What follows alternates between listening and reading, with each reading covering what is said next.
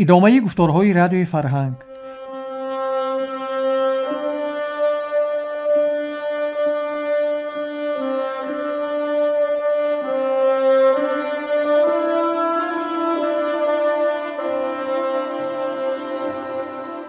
شنوندگان عزیز، حالا از سلسله خوانش بدیعی داستان استاد صدرالدین عینی داخونده را شنوید. گفتار 30.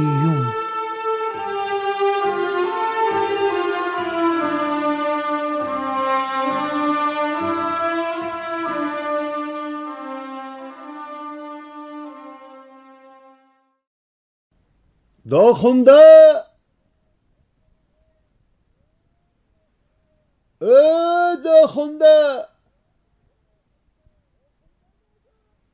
داخونده میگم. لبای تقصیر. خوابی یا بیدار؟ یک چانیک چادم کرده بیار. سرکاتیبی وکیل مختار بعد از آن که با داد و فریادی بسیار همدیگر را جیغ زده چای فرمود، به همقلم خود که در پهلویش نشسته بود گفت: در خاطر داری شریک؟ پارسال در وقتی که به سفر بخارای شرقی تیاری میدیدیم در حق این داخونده چی گفته بودم؟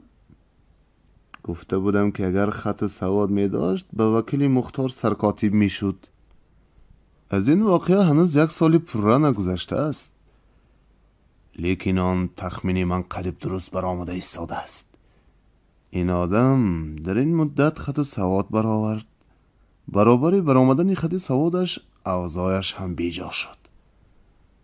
اکنون آن دیده در رایهای پیشترش نیست. اگر یگان کار فرماید خودش را با نادانی میزند یا به زور میجنبد. قریب است که خودتان کردن گیرید گوید. البته که در هوس سرکاتیب شدن افتاده است. خطش را غیر از خودش دیگر هیچ کس خوانده نمیتواند. چگونه سرکاتیب شدن را هوس میکند؟ یا کسی که این را سرکاتیب کند؟ در زمان جدیدان و بلشویکان به حسن خط قدر و قیمت نماند. خط داری؟ دارم. سرکاتیب شد گفتنگیر. بلشویکان علم را هم خار کردند. ما چقدر شته و فلاق دامالله را خورده بزر در 10 سال خط و سواد برآورده بودیم. این داخونده کوهی در زمان اینها خود به خود در 6 ماه خط و سواد برآورده است. هرچی که وکیل مختار مرا از قدردانهای کهنه از گفته خاطر خواهی میکند، وگرنه این چارق پوش که ها از دست من سرکاتیبی را میگرفت. خصوصا این روزها که داخونده یک بلشویکی فعال حساب می‌یابد و من باشم از خدمتگاران حکومتی کهنه. در این حال تنها قدرشناسی وکیل مختار است که مرا در این جاده نگاه داشته است. شما هم یک چکه‌تان باز شد. دیگر خودتان را دست گرفته نمیتوانید. معنی بر این گپ‌زدگیتان گپ‌زدگی.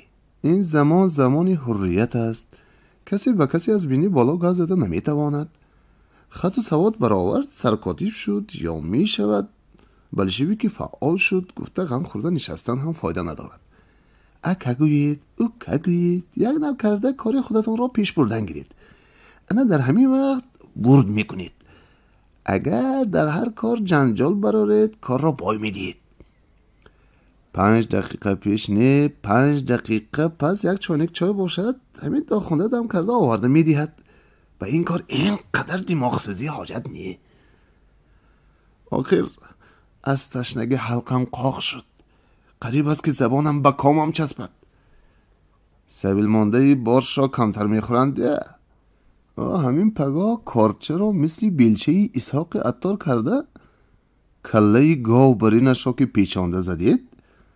اکنون حلق شما قاق نشده حلق که قاق شود. اگر راستی را گویم کارهای وکیل مختار کیف مرا پرانده ایستاده است. امروزها وایه را دوچند کرده باشم هم کیف هم به جایش نمی آید. خوش چی کاری وکیل مختار کیفتان را پرانید؟ همین روزها برفتی کار هیچ ذهن میمانی؟ وکیل مختار همیشه با علی رضا پیچیر پیچیر دارد. شبها تا سحر دو به دو می نشینند. غیر از دانیال کسی دیگری را به صحبت خود را نمی دهند. خب پیچیر پیچیر کنند، کردن گیرند. با ما و شما چی؟ اینها چی؟ داخونده آمده رود سانی گپ میزنم. داخونده چانیک چای را آورده پیشی سرکاتیب ماند. کجا بودی؟ با جیغ زدن هم نمیگویی؟ گفت سرکاتیب به داخونده. علی رضا افندی سربازها را پرد کرده ایستاده است، تماشا میکردم. انا این چانیک را هم دم کرده بیار، بعد به تماشاات رفتن گیر. گفته سرکاتیب چانیک خالی دیگری را پیشی داخونده تیله داد. داخونده چانیک را از پیشی سرکاتیب گرفته برآمده رفت. حالا من چی گفته ایستاده بودم؟ گفته سرکاتیب از هم قلم خود پرسید. می گفتید که علی رضا و وکیل مختار با هم پیچیر پیچیر دارند. ها اینها یگان خیال فاسد داشتگی بر این می نمایند. شبها بعضی باسمچیان هم پیش اینها آمده می روند. هر گپشان را از تواریش‌های روز جاگه می دارند. مبادا یگان فلاکت را سر نکنند. گفته می ترسم. چی فلاکت را سر می کنند می گویید؟ من اینها با باسمچیان یک شدن نروند. گفته می ترسم. خب یک شوند شدن گرند. با ما و شما چی؟ وظیفه ما کار هر روزه را موافق گفت و فرمانی و همینها کردن و ماهانه ما را گرفتن است. اینها با باسمچی یک شوند یا که باسمچی شوند به ما دخل ندارد. خری لولی را آب ده و پولش را گیر گفتند. در این کار کیف پرانی دماغ سوزی در کار نیست. من به تو یک حکایت کنم. در وقت جنگ جهان یک روز ایشان قاضی کلان مرحوم از من پرسیده بودند که همین گیندینبورگش چه زیلین آدم است که در هر کدام صف جنگ پیدا شود 10,000 آدم مردن میگیرد. من به هیچ ملاحظه در جواب گفته بودم که تقصیر وای عجل است، عجل. او به کجایی که آید همراه خود مرگ می آرد. بعد از این همیشه در نظرم گیندینبورگ مانند عجل نمایان شدن گرفت. خصوصا وقتی که خوابم می برد گیندینبورگ را به صورت عجل دیده ترسیده بیدار می شدم و تا با پایان رسیدن جنگ جهان آسوده خوابیدن نتوانستم. اما از بازی که باسمچی برآمده است هر شب در خوابم به جای گیندینبورگ باسمچی را می بینم. خصوصا امروزها که گاهی یکی از اینها چشمش را کاسه پرخون برین کرده پیش وکیل مختار در آمده می آید، نه اینکه در خواب بلکه در بیداری صورت عجل را دیده هوش از سرم می پرد. اگر خدا نکرده وکیل مختار با اینها یک شود، خاطر جمع باش که همین باسمچی ها باشند نه تنها بلشویکان را حتی یگان جدید را هم در دنیا زنده نمی گذارند. در قطار اینها ما و تو هم هر را مرده می رویم. انا همین اندیشه ها کیف مرا می پراند. وگرنه به من امیرش هم برابر، باسمچیش هم برابر، انا جدیدش هم برابر. کدامش که یک لب نان دهد من غلامی همان. گفته خودم بر این من سخنی پرحکمتی خری لولی را آب دی و پلش آگر را به گوش خود محکم گرفتم. من از این خیال های شما چیزی نمیفهمم. وکیل مختار به ضمن اینکه وکیل مختاری کارهای بخارای شرقی است، رئیس جمهوریت شورای خلق بخارا هم خودش است. باسمچی ها باشند دشمن این حکومتند. پس چرا وکیل مختار با اینها یک شود؟ سرکاتیب پس از آن که قدر اندیشه کرده ایستاد گفت: من از داخونده امروز نباشد فردا سرکاتیبی را از دستم خواهد گرفت. گفته چقدر ترسم. وکیل مختار و جدیدان دیگر هم از داخونده ها همان قدر می ترسند. اصلی گپ در اینجاست که اینها به ترتیب حکومتداری بلشویکی راضی نیستند. هرچند بعد از انقلاب بخارا وکیل مختار بلشویک شده باشد هم این کارش مانند جدید شدن موتو از ضروری زمانه است. درست است که حالا وی به صفت یک بلشویک رئیس جمهوری خلق بخارا است، لیکن به خوبی بداند که این ترتیب حکومت دراز نخواهد کشید.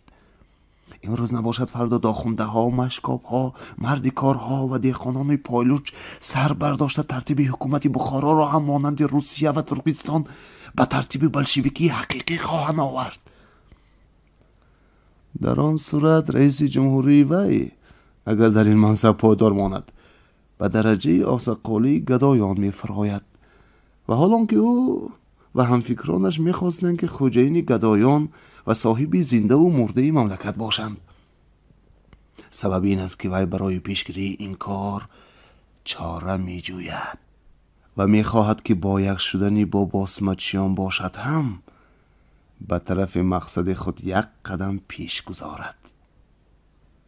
توارش‌ها از کران سرخ که با التماس حکومت جمهوریت شورای خلقی بخارا برای یاری دادن به مینتکشان بخارا در راه دفع کردن امیر و باسمچیان آمدند، مگر به این کار وکیل مختار راضی می شوند؟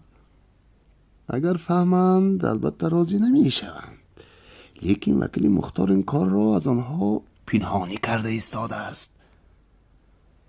پس چرا علی رضا و دانیال که تا حال عسکر و میلیتسیا ترتیب داده از نام حکومت شورای خلق بخارا با باسمچیان می جنگیدند، به این فکری وکیل مختار همراه شده با باسمچیان یک می شوند؟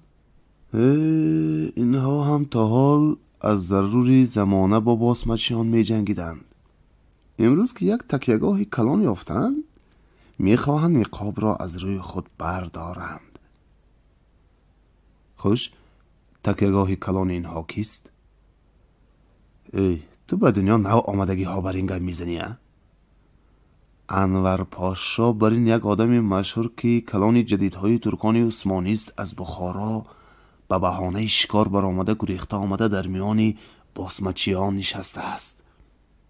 مگر برای قمیز و قضیه خوردن آمده بود؟ انا همین انور پاشا سرمنشه است.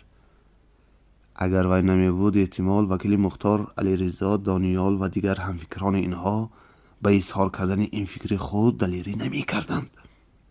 وقتی که این آدم به طریق میهمانی به بخارا آمده کار را جوشانید، عجب نیست که اینها در خود بخارا مصلحت را در یک جا مانده باشند و دور نیست که از حکومتداران بخارا بعضی کسان دیگر هم با اینها یک شده باشند. انور پاشا استاد خونده چرا مانده رود؟ شما از داخونده چرا اینقدر احتیاط میکنید؟ گفته همقلم سرکاتب تعجب کرد. این داخونده آن داخونده پارساله نه، حالا او همه گپ را میفهمد. کدام شبی که خوابم گریزد گلخر را گرم کرده همین را جیغ زده آورده گپ زنانده می نشینم. بیشترین کارهای علی رضا و وکیل مختار را هم از همین داخونده فهمیده گرفتم. نظر به قول داخونده عبدالرحمن منباشی که در اولهای انقلاب به ما وکیل آذوقه شده فقرا را به داد آورده عاقبت باسمچی شده گریخته رفته بود. 2 شب از این پیش به نزد دانیال که پیشتر با خودش جنگ میکرد آمده از وی 40 دانه میلتیق و 2 صندوق تیر گرفته برده است. باسمچیان پنهانی پیش وکیل مختار آمده رفته را هم داخونده به من نشان داد. داخونده میگوید که جدیدان با باسمچیان یک شده با توارش ها جنگ میکردند. گفته در میان مردم آوازه بوده است. با شنیدن این گپ ها بایها، ملاها و عملداران امیر خرسندی میکردند. اما فقیران باشند مگر فلاکت دور امیری را که یکی برده کرده باز به سر ما میارند گفته در تشویش بودند. داخونده هر حکایتی که در این باره کند گفته شنیده می نشینم، اما از خودم چیزی نمیگویم و خود را تماما بیخبر نشان میدیم. اگر فهمد که ما و تو هم از همین گپ ها گفتگوزار کرده نشسته ایم، عجب نیست که اینها هم خبر داشتن گفته گمان کند. حالا معلوم نیست که عاقبت این کارها چی می شود. در زمان انقلاب احتیاط در کار است. حالا چی گفتم میخواستی؟ من گفتنی بودم که انور پاشا بر این یک آدمی مشهور وطن خودش را مانده در این جاها چی کار میکرده باشد؟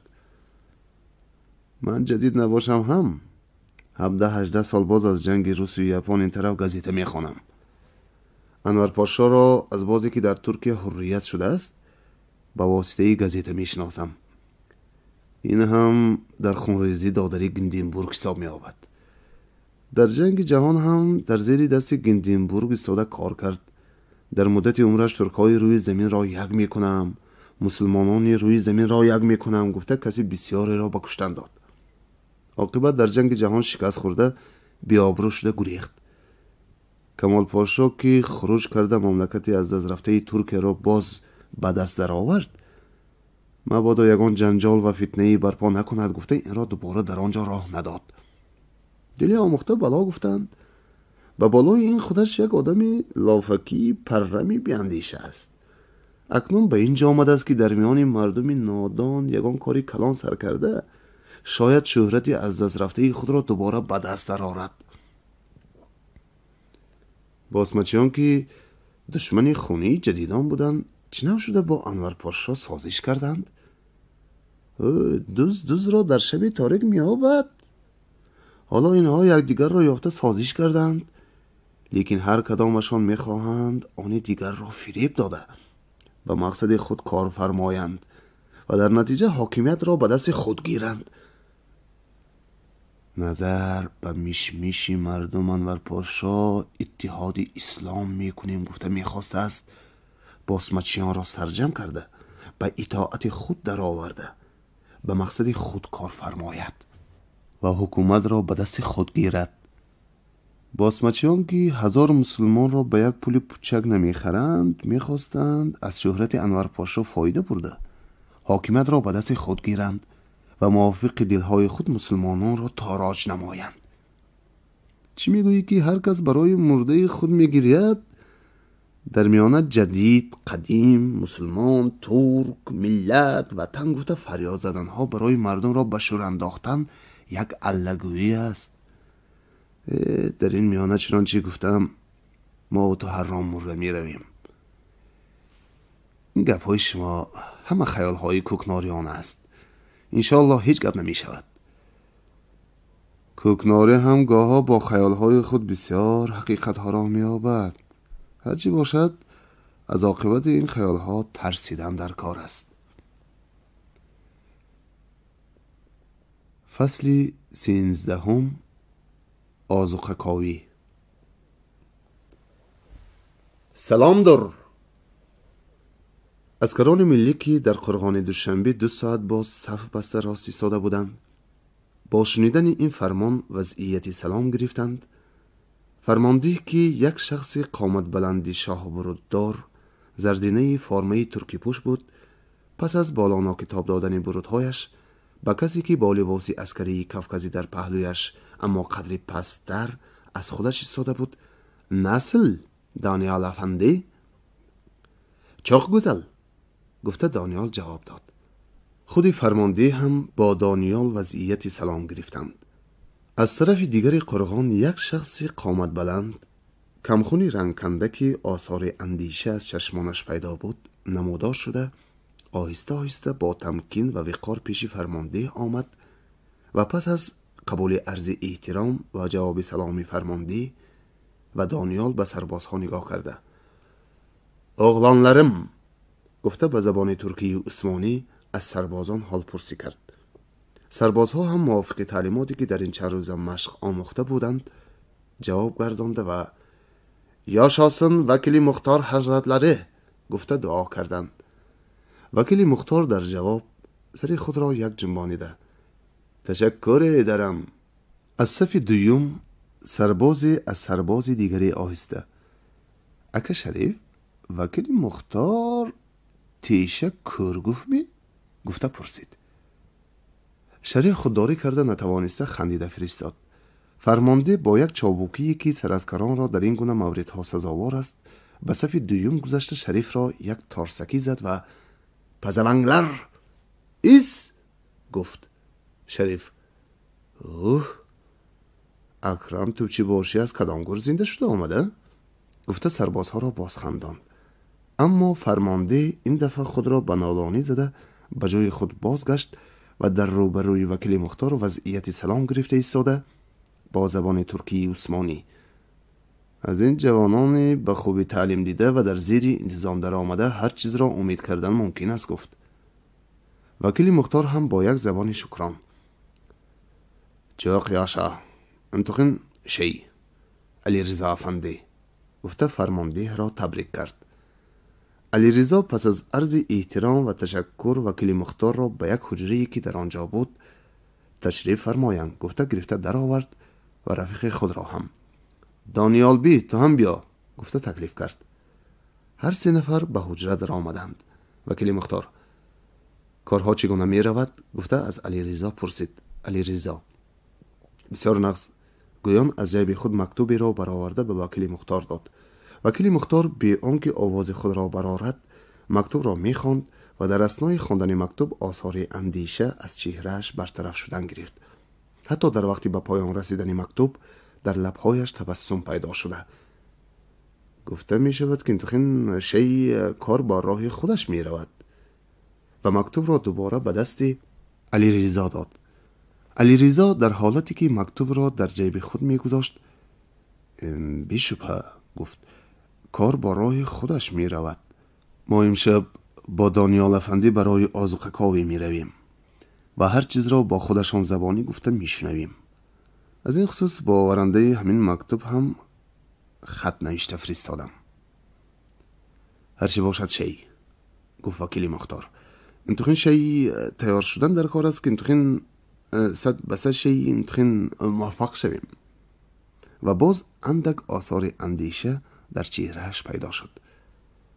ذات عالی حضرت وکیل مختار علی رضا می گوید: از بندگانشان خاطرجمع شده می توانند. ما یک موج ضابطان عثمانی، ارمنی، کرد، ارنوود، عرب، ترک، خلاصه همه اختلالچی های ملت های ظلم دیده عثمانی را با سخنهای شیرین به اطراف خود غم کرده مشروطه برپا نمودیم و با همین قوت واقعی 31 مارت را از سر گذرانیده عبدالحمید را از تخت فراوردیم. در جنگ بالقان اسکر را با گریز و شکست وادار کرده کابینه کمال پاشا را غلطاندیم. از اختلاف و جنگ بلغار و سرب و یونان استفاده کرده با آنکه تیری اندازیم ادرنه از دست رفته را باز پس گرفتیم و با این آبروی کابینه خود را در پیش دوست دشمن بلند کردیم. راه آهن بغداد را به نیمیس‌ها و دیگر امتیازها را به دیگر دولت‌های اروپا بخشش کرده. معاش‌های همه منصبداران را ما به ما در وقتش رسانده ایستادیم. نهایت به جنگ جهان همراه شده در قطار دولت‌های جهان گیر در آمده نام عثمانیان را بلند آواز کرده گوشزد جهانیان گردانیدیم. در این مورد هم که نسبت به واقعه‌های از سر گذرانیده ما هیچ است، می توانیم به سایه دولت حضرت وکیل مختار که در عین زمان رئیس جمهوری ملت بخارا هم هر کار را با موفقیت تام به انجام رسانیم. تنها در مقصد و وعده خود استوار ایستادن حضرت ذات عالی وکیل مختار در کار است. با شنیدن این مناقب‌های ظفر و عنوان‌های پرکر و فر از چهره وکیل مختار باز آثار اندیشه برهم خورده علامت خوشنودی و امیدواری نمایان گردید. تشکر میکنم. انتخین به شمایان شی راه انتخین سفید میطلبم گفته وکیل مختار به اداره خانه خود برگشتنی شد. علی رضا هم با کمال احترام ملاقات ودا کرده. با مساعدت ذات عالیشان ما همین ساعت برای آذوقه کاوی می رویم گفت. در قشلاق کوکتاش درون یک خانه پاخسه‌ای که بامش بانه و خس پوشیده شده، جهاز و بساطهایش هم از خانه دهقانان عادی آنجا فرق کلان نداشت، یک شخصی میان قد کم گوشت راست ایستاده بود. پوشاک این شخص به طرز اروپاییان باشد هم از سیخ زده برآمدن ریشش معلوم میشد که رویش به این نزدیکی ها تراش را ندیده است.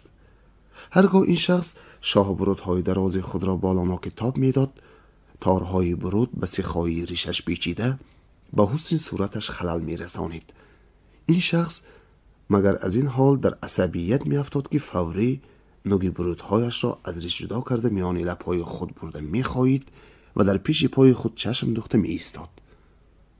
این شخص پس از آن که فرصتی با این حال اندیشمندانه در میان جای این خانه راز ایستاد، روی خانه را از بالا به پایان و از پایان به بالا به قدم زدن در آمد. هر باری که به پایگاه خانه می رسید از سرقشی در به بیرون نگاه کرده باز پس به قدم زنی خود مشغول می گردید. بعد از آن که شب از 2 پاس گذشت صدای پای از بیرون بلند شد. این شخص هم انتظام قدم زنی خود را برهم داده با رفتار چابکانه به پیش در آمد و چه گپ حسن بی؟ گفته از آینده که هنوز به پیش در نرسیده بود پرسید. آمدند. اگر رخصت حضرت پاشا باشد درآیند گفت حسن. فرمایند. گویان این شخص برودهایش را که با آب دهان تر شده قابلیت پیچش پیدا کرده بودند به بالا تاب داده قدری به انتظام آورد و باز به میانجای خانه آمده راست ایستاده منتظر قبول کردن آیندگان شد. این انتظاری بسیار دیر نکشید. 2 نفر از در آمده با احترام و سلامی عسکری دستهای خودهاشان را به پیشانه‌شان برده در روبروی این شخص راست ایستادند. علیرضا بی چرا دیر ماندی؟ 2 ساعت باز انتظاری میکشم. گویان این شخص هم در جواب احترام و سلام دست خود را قدر بالا برداشته پس از آن برای واخوردی دراز کرد. علیرضا دویده آمده دست این شخص را به چشمان خود مالید و فوری خود را به زمین انداخته پایهایش را هم بوسید. لیکن با برخیز گفته فرمان دادن این شخص با یک فرمانبری عسکریانه سبک از جای خود جسته. از قهرمانان مشهور همراهان ما معیت میزین مشهور قهرمانلرندن دانیال بی گویان رفیق خود را به این شخص تقدیم کرد. داماد خلیفه مسلمین انور گویان آن شخص دست خود را برای ملاقات به دانیال هم دراز کرده. شجاعت و قهرمانی شما را از علیرضا بی شنیده غایبانه ستایشکاری شما بودم گفته انور پاشا دانیال را به حسن توجه جداگانه خود شرفیاب گردانید. پس از آن علیرضا از رئیس کمیته اجرایی جمهوریت شورای خلقی بخارا و در عین زمان وکیل مختار کارهای بخارای شرقی عثمان خوجه عرض سلامی رسانم گفته احترام خود را به کمال رسانید. پس از به پایان رسیدن مراسم ملاقات هر 3 نفر قهرمان با هم نشسته صحبت سر کردند. کار را به کدام جا آوردید؟ گفته انور پاشا از علیرضا پرسید. همه چیز تیار است. برای هر کار حاضریم. علیرضا جواب داد. عثمان خوجه چی؟ عثمان خوجه هم به عهد و پیمان خود استوار است. تنها به مساعده و فرمان حضرت پاشا منتظریم. اینطور باشد کار را سر کردن در کار است. به سر و چشم گویان علیرضا از جای خود خیست و دست خود را تا پیشانه خود برداشته فرمانبری عسکری خود را نشان داده باز پس نشست. اگر قوتتان کمی کند گفت انور برای یاری دادن به شمایان باسمچیان تیارند. لیکن یک قسم اینها سلاح ندارند. از هندوستان از بالای بدخشان سلاح‌های نو رسیدنی بود اما دیر کشید. باید شما تا روزی واقع باسمچیان بی اسلحه را با عراق تامین کنید. به چشم. عسکران ملی خصوصا میلیتسیگان که آنها را خودم برگزیده تربیت کردم از عهده هر کار برآمده می توانند. گفته دانیال بیجا نبودن شهرت قهرمانی خودش را اظهار داشت. مجاهدان آمدند. گفته از بیرون در پیش خدمت خبر داد. فرمایند. انور گفت 20 نفر از قرواشیان باسمچی با ابراهیم بیگ آمده در آمدند. هر کدام اینها را انور پاشا با عنوانهای غازی، مجاهد، دیوان بیگی، دادخواه نام برده رسما با علیرضا و دانیال شناسا کرد. پس از ملاقات و پرسپاس همگی جا به جا نشستند. علیرضا با ابراهیم، دانیال با عبدالرحمن پهلو به پهلوی همدیگر نشسته گرمی صحبت شدند. چنان که بیننده گمان میکرد اینها پهلوانان گوشتینگیری صحنه سیرکند که پس از به پیش تماشابینان با یکدیگر در افتاده ادا کردن رول‌های خود به حجره خاصه‌شان در آمده با هم چق چق میکنند.